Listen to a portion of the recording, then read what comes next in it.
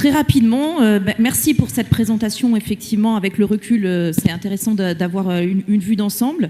Bien évidemment, moi, je continue à penser que c'était une très bonne démarche et pas simplement conjoncturelle. Je pense qu'on est vraiment au cœur du sens de ce que c'est une métropole et du fait qu'on est là pour faire jouer la solidarité entre territoires. Évidemment, on l'a fait à un moment où il y en avait le plus besoin, mais j'ai l'impression que les années qui sont devant nous font qu'on continuera à avoir besoin de ce type de mécanisme de solidarité. Donc à voir comment on l'adapte, comment on peut le prolonger pour la suite, évidemment, dans le respect de nos contraintes financières. La deuxième remarque que je voulais faire par rapport à cette présentation, c'est comme vous, Madame Fayol, j'ai été quand même assez choquée par le fait que certains acteurs économiques voulaient faire un petit peu d'ingérence dans nos décisions d'assemblée délibérante en nous disant ce que nous devions financer comme investissement et ce que nous ne devions pas financer, enfin surtout ce que nous devions financer tout court, parce qu'ils ne nous disent pas où est-ce qu'on doit faire des économies. On devrait toujours avoir la main sur le portefeuille pour répondre à leurs attentes, tout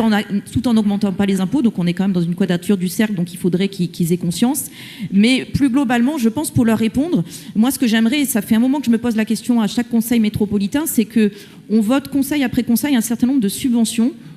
pour les entreprises ici,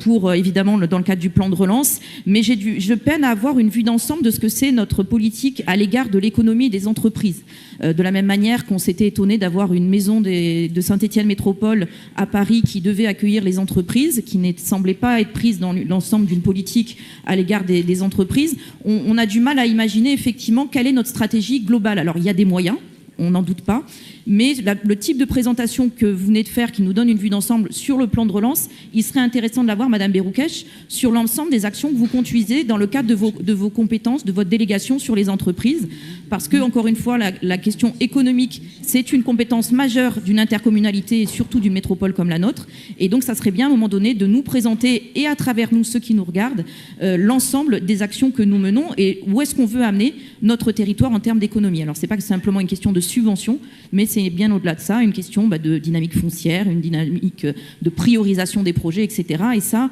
on ne l'aperçoit pas à travers ce que vous nous présentez conseil après conseil. Merci.